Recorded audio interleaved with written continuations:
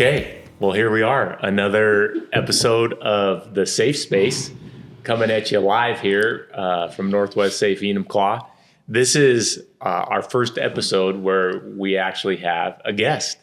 So our first special guest episode. Today we have Mr. Connor Ellard from Northwest Safe Bozeman. So Connor is a longtime friend of ours and business partner. Him and his wife, Kim, run and operate Northwest Safe Bozeman. And so he was in town. He is also still a firefighter. So you've been a firefighter for over a decade. Yep. And we thought, you know what, let's have Connor be our first guest. So welcome to the Safe Space, Connor. Thank you. Glad to be here. Thanks for having me on. Yeah, absolutely, man. So obviously with your background in firefighting, the last episode that we did, we talked a lot about fire protection, how companies market fire ratings to customers and to safe dealers. And so we thought, hey, let's get kind of an inside scoop on some fire protection stuff, but also just wanted to let our listeners and viewers know about you and Northwest Safe Bozeman and get to know you a little bit better. So absolutely. Yeah, man. Let's jump right into it. How did you go from firefighting to owning a safe company? It's always a dream to have a business. Like I wanted to be a business owner and because when you're a business owner, you're creating something for yourself.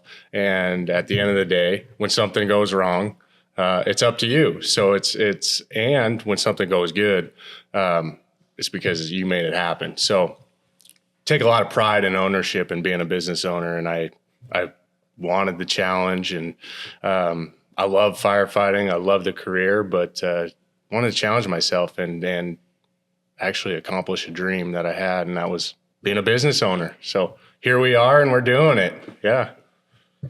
So, obviously I know a little bit more about you than most just because I've known you since you're a wee little lad.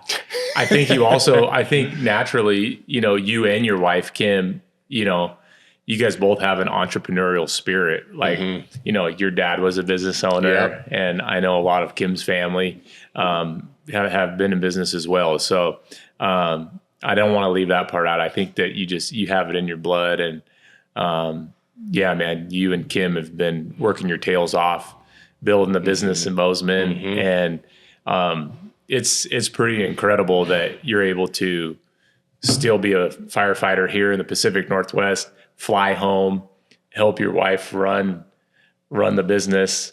Kim, I give Kim a huge shout out, right?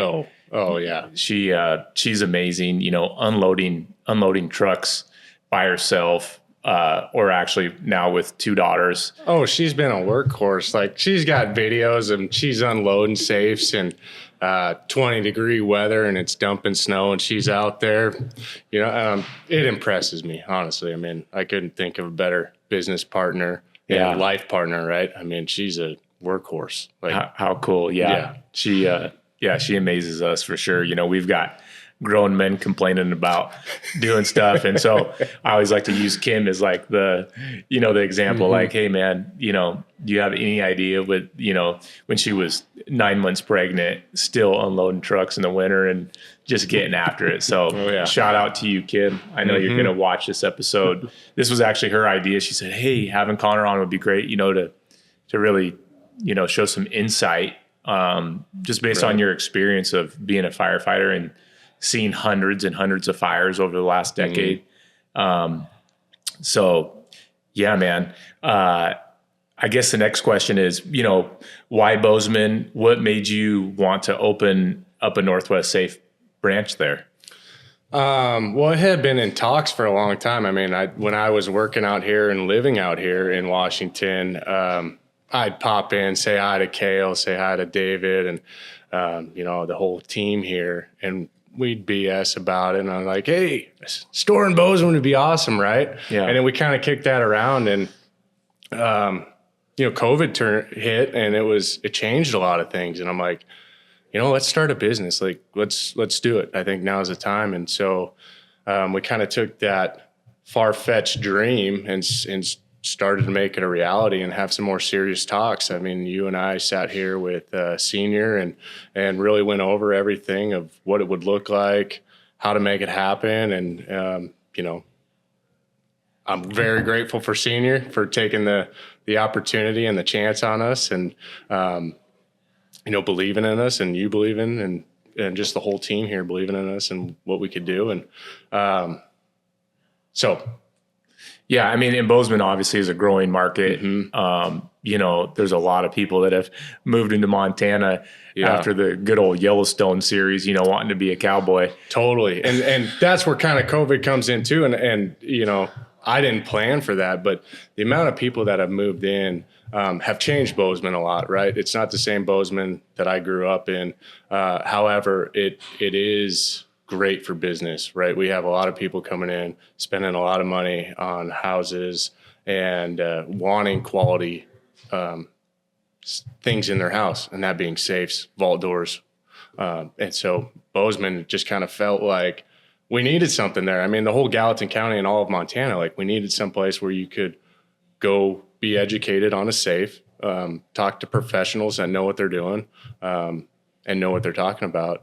Because a $10,000 purchase, I mean, that might not be a lot of money to some, but it's a lot of money to me, and I want to be educated on that kind of purpose. And so that's where we felt the need to start a store in Bozeman, because there was nothing like that. Yeah, I feel like something David and I always talk about is, just so many areas are underserved, right? And with our business model and what we've tried to do in the safe industry as far as being service-based, yeah, we have some of the highest quality products available in our industry, but really service centered, right? The delivery, the installation, the service. And before you opened up a store, we kind of put you through some tests and made sure, hey, we wanted you to know what you're going to have to go through on a day-to-day basis. And so, you came out on deliveries for months and months with our guys when you were in town.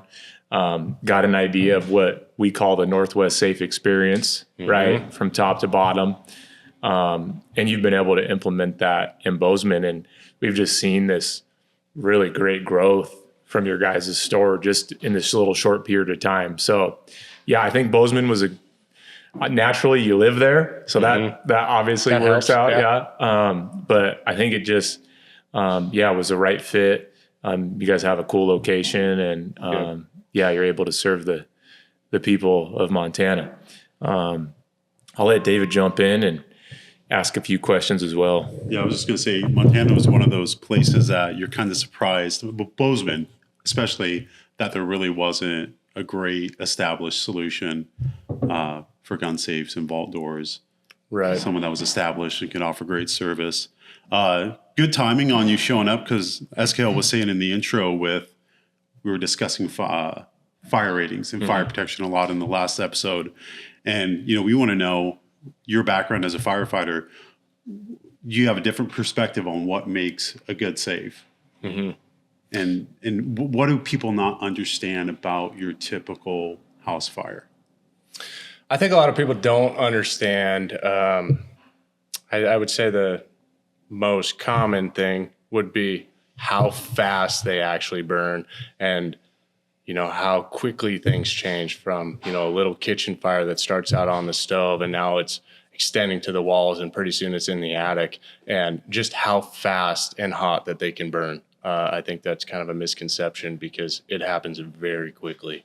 And fires are changing. It's not the fires we had growing up are vastly different than the fires we're having right now. And we were talking about this earlier because of what our houses are filled with and made out of now. So yeah, what are the differences there? Oh, completely. I mean, you take a house from the 1950s and you had actual dimensional lumber. Most people might not know this, but a 2x4 is not 2 inches by 4 inches. It's 1.5 inches by 3.5. And so you have these old growth timbers that was dimensional lumber in the 50s, and now you have this very new growth lumber. It's not very dense. It's burning very hot, very fast. And then you take everything that's in the house, right? back to the 50s, you had these organic materials. You had couches that were made out of cotton or wool and carpets that were the same thing, right? You had a lot of organic materials in a house that didn't burn as hot as all of these polyurethanes and essentially carbon material, like petroleum products. I mean, that's what a lot of these plastic products in our house is. Yep. And they burn hotter and faster. And it changes the whole game. I mean, house fires were roughly 1,200 degrees, and now it's not uncommon to see temperatures between 1,500 and 1,800 degrees. Like, they burn hotter and faster and blacker. Yeah, that smoke, like, you have a little campfire, right? And it's got that white, wispy, kind of gray smoke. And then you see a big plume of this black smoke rising through the air, and that's a house fire. I mean, it's those petroleum products that are burning and giving off that color.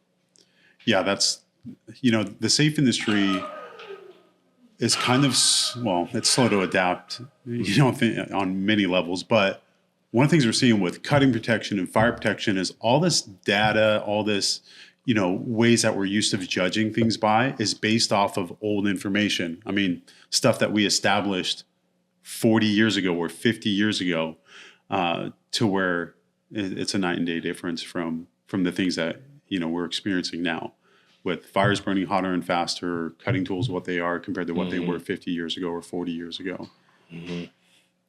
Yep, all of that is changing, and quickly. I mean, just look at technology and how fast that changes, and that's more of a common thing. But yeah, people aren't talking about what your couch is made of, right? But it's changing the game in fire and how we fight fires, honestly. Yeah, people don't understand that. Polyester, it sounds nice, or microfiber. But yeah, just think of oil. This is petroleum based. It's oil. And it's fuel for the fire. Exactly. Literally, yeah, just pouring gas on it. Yeah. Seriously. From, I guess, tying into that, something we always talk to people about, right, is, smoke, soot, water doing most of the damage in a fire, right? That black, petroleum product just coating everything. A lot of times, we'll see guns and valuables make it through a fire, but they're completely tarnished or ruined or have to be refinished to the tune of thousands or tens of thousands of dollars. And so, yeah, that smoke, soot, and water is just so damaging. Yeah, it's not the smoke getting you. It's not the actual heat. What Cale was saying is it's not hot enough that it's actually combusting or charring everything. It's just all the crud that's in the air. It just gets inside and coats the contents. Yeah. So, from there, have you ever responded to a fire where gun safe, played a role, either good or bad? And maybe share a few examples of what you've seen and experienced in real life, right? Sure. So most of the house fires I've been on, I haven't had the opportunity to see a high-end safe in a house fire. Most of them are more economical safes, and these houses are a 50% loss to a full loss, meaning essentially it's a write-off. Like the house is done, and it is burned very hot, and majority of that house is burned, and these safes didn't make it, right? And the contents inside didn't make it. So going back to the safe, it's an investment, right? But depending what you're putting inside, you want to match your safe with the investment that you're putting inside. Absolutely. Yeah. Yeah. We know of thousands of customers or potential customers that have put tens or hundreds of thousands of dollars in value inside of $1,000 safe that they bought at a box store. Right. And so, our main goal at Northwest Safe is always first and foremost to educate on, hey, what's appropriate for your value storage? Because if I always use the phrase, hey, the good ones do good and the bad ones do bad. And that's not a blanketed statement, but in most cases, that's the truth. You get what you pay for. And we kind of got into components of a gun safe in our last podcast about it's not just the fire rating that is critical. It's also the construction of the safe, the thickness of the material, Phil from Fort Knox, he uses a great analogy of, you ever throw a beer can in a campfire and watch what it does, right? And you see that lightweight, just crumple up. Same with safes, right? Those economic safes, when they're exposed to high heat, they're going to start to warp and form and bend, and then that smoke is really going to get in there. It starts to compromise your seals. Yeah, absolutely. Yeah. What else you got for him, David? Can you go into what the role is of the fire department when they go on site? Because I think everybody's expectation is, one, they're going to show up often faster than what they can respond to. But then also, the way I understand it is, in many situations when the fire department shows up, they're about containment, meaning your fire is probably far enough to where there is no putting it out. Mm-hmm. They're there to make sure that it doesn't spread through the neighborhood. Mm-hmm.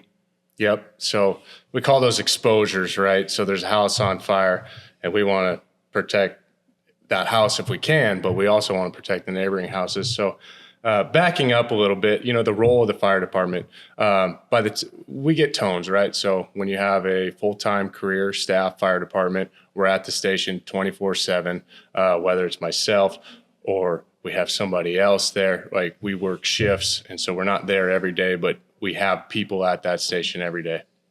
When that tone goes off, we have 2 minutes from the time that tone goes off to be in the rig and essentially rolling out of the bay.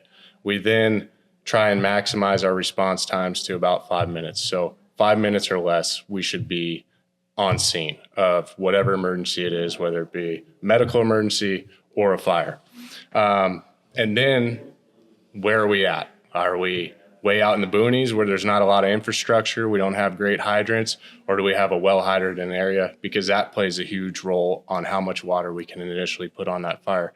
Because I'm not a very smart guy, but water puts fire out, right? So we need, depending on how big the fire is, if it's a big fire, we need big water. We need a lot of water. It seems simple, but we don't always have the water to fight the fires depending on where we are and what the infrastructure is around us. Okay. Yeah. A question we get a lot, I'm sure you do, is people often want to know, like, placement. Like, where in my house should I put my safe to give it the best chance of survival? So that's a tough one, because a lot of people go, well, I want to put it in the basement, and that is a good spot. If you have a concrete basement, right, you think about concrete. Yes, it does retain heat, but however, it's non-combustible. It doesn't burn. So you don't have necessarily direct flame impingement on that. However, a basement's in the bottom of the house, and let's say the first story's on fire and you're dumping water in that. Where's all that water going? Well, it's going down in the basement. And so now you could have potential water issues. So that's tough, because you talk about garages. Garages aren't the most secure place in the house, right? It's pretty easy to open a garage door and access the safe, right? Depending where you live. If you have neighbors close by, hopefully you got good neighbors. I don't know if there's an ideal spot on where to put your safe.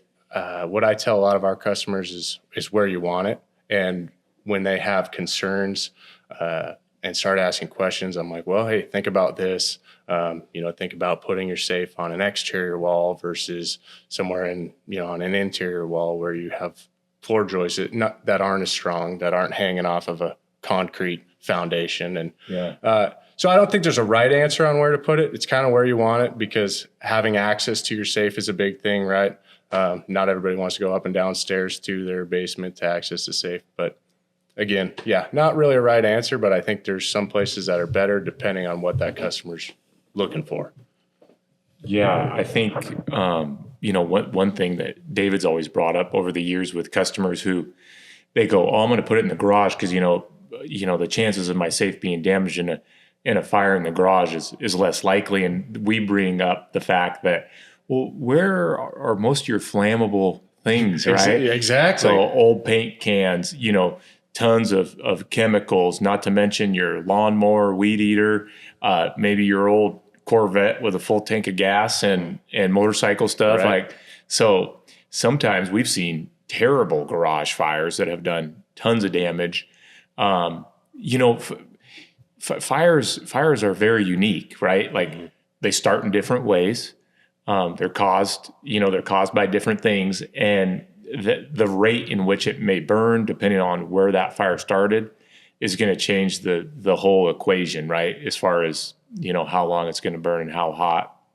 You mentioned that you guys your goal is to be on site within 5 minutes. One thing that I know I've seen is, that fire could have started 20 minutes or 30 minutes previous to even being called in. Totally. And so, it's in the middle of the night and nobody realizes that a fire started, or even during the day, maybe it just is, and no one's home. No one's home.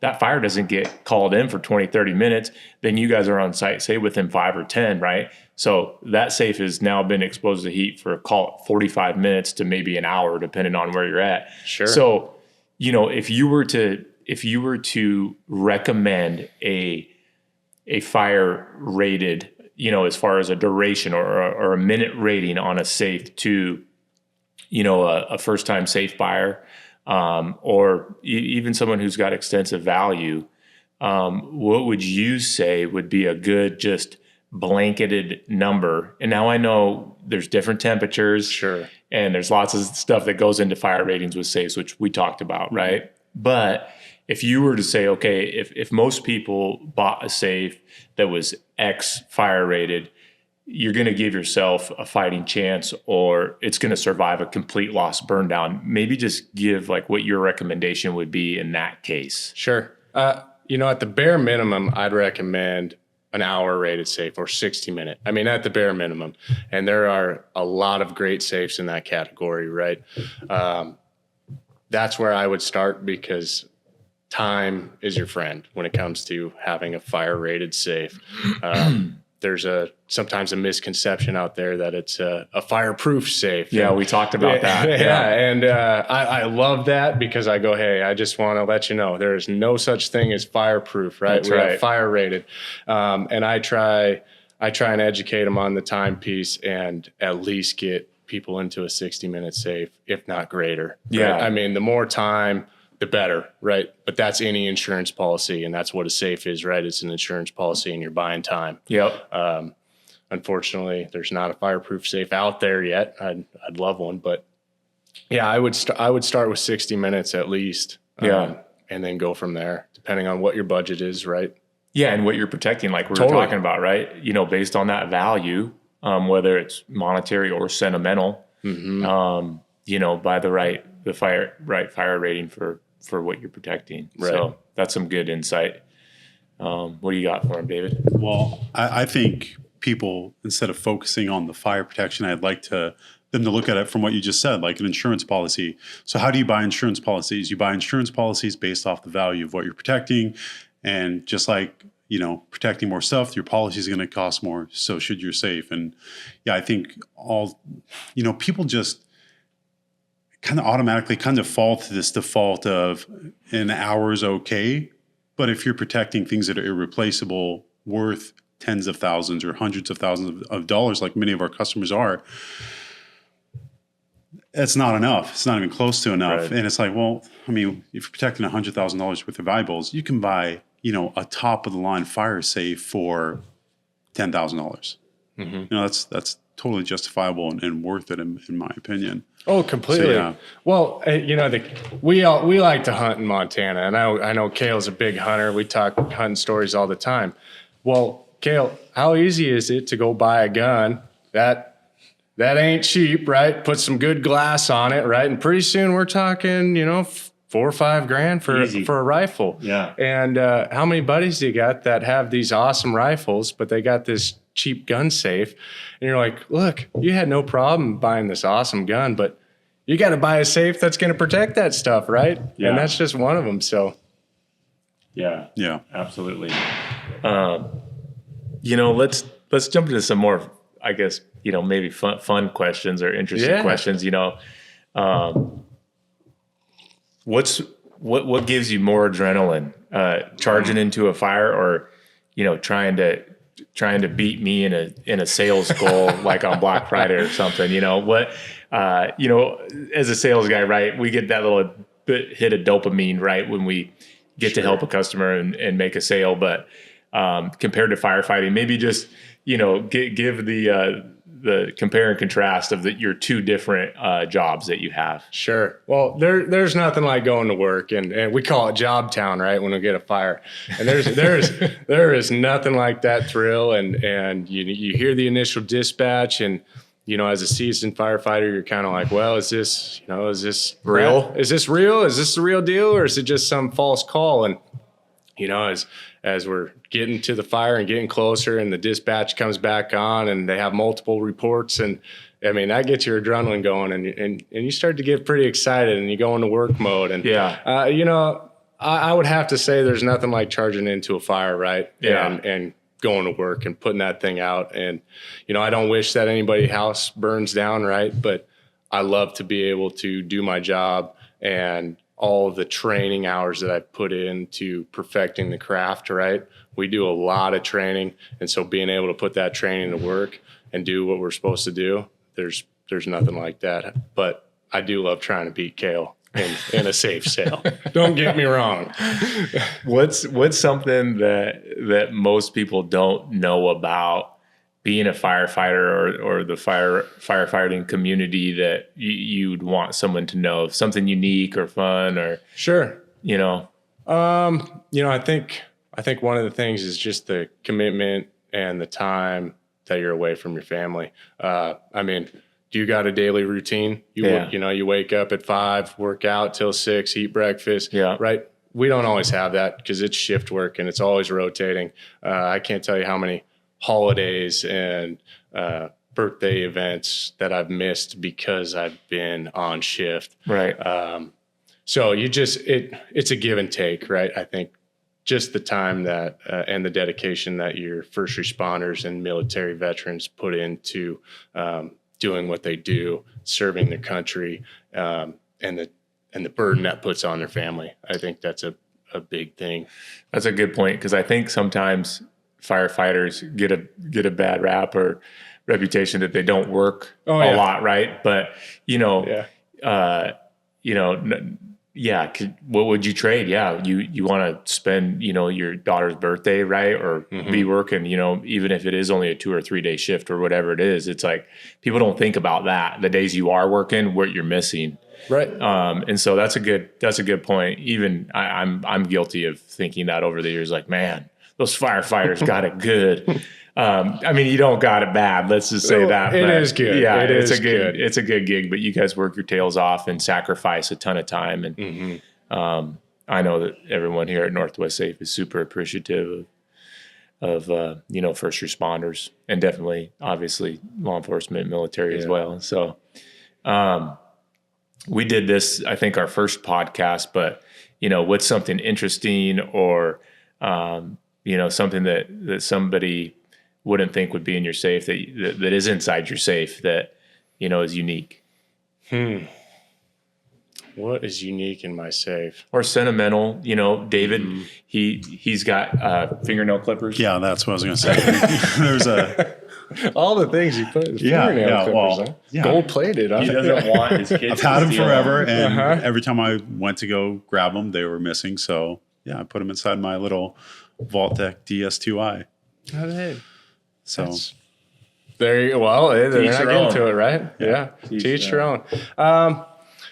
For me, it'd probably be, I guess it's not super interesting, but it's a sentimental piece. It's valuable, but not incredibly valuable. It's probably this custom knife that my dad had made, and I leave that thing in there as much as I want to put it in my hunting pack. I'm like, man, if I ever lost this thing, I would just hit my head against the wall because it's awesome. It's irreplaceable, right? It's probably a couple $100, but it's just that thing. I get into my safe and I see that knife on the door panel, and I'm like, it just reminds me of my dad. And that's cool. So I would say it's probably that. That's huge, man. That's awesome. Yeah. That's the mistake people make when they go to buy a safe, is they're thinking of all this new stuff or just the basic guns that they're putting inside there. But once they get it home and start filling it up, It's all this little stuff that has sentimental value, but maybe not huge monetary value. That is what is really important to protect. I mean, one thing people made the mistake of all the time is, and this is going back 30 years, right?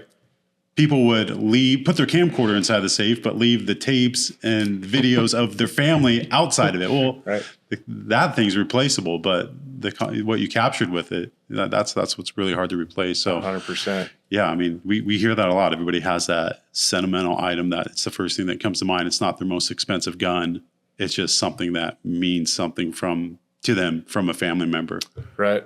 Well, and a good question that I sometimes like to ask when I'm just talking to a customer about a safe is, if something did happen to those things, how much money would you spend to replace them? Yeah. And that gets a lot of people to think, because it's really a question they haven't thought about. Because, there's things everything that people have in their life where they'd be like, oh, I'd go back and I would have paid double for that and not sold it or whatever it may be. And it's get people to think of like, well, yeah, if I did lose this, what would I pay for that? And not that I want people to overspend money. I don't, but my goal is to educate people and get them into the correct safe that matches what they're telling me that they're putting in there. Absolutely. Yeah, well, the comparison we often make is like appliances. Mm-hmm. It's not uncommon to hear someone spend just thousands and thousands or tens of thousands of dollars on appliances, a refrigerator that's $10,000 or $15,000, and its job is to protect food from spoiling, right? And at any given time, they have hundreds of dollars of food inside their refrigerator. But when it's time to make a safe purchase and they're protecting things that are irreplaceable or worth tens of thousands of dollars, there's too many people that just by default, wow, what can I get for around $1,000? Mm-hmm. And it doesn't line up. And unlike appliances, which you're going to have to replace in your lifetime several times usually, a good quality safe is one of those things. You buy it, it's going to be useful for you for the rest of your life, but then it's going to be passed on to your family for generations. So it's really hard. I mean, we try to find the right safe for a customer's needs, but keep in mind, it is really hard to, overbuy or overspend when it comes to buying a quality safe. Oh, it really is, because it's not going to deteriorate. It's not going anywhere. A good example of that kind of heirloom passed down safe, Kim's grandfather actually bought a National from you guys, from David, when he initially opened up the store. And now her brother, Robert, has that safe. Yeah. And so that's pretty cool, right? Like to be able to have that safe, hand it down over generations, and it still works, right? It still does its job. Yeah. It's still a great safe. Like, absolutely. Mm-hmm. So since you've, gotten into the safe industry in Bozeman, delivering, your main job is, you're selling stuff, but Kim's selling a lot of the stuff, and then you're coming back and delivering it, right? Mm-hmm. So since you've been open and you've been delivering and installing safes and vault doors, what's something crazy that you ran into, or a funny install story? Depending on where you're at in the country, in the safe industry, everybody's got different things they have to deal with.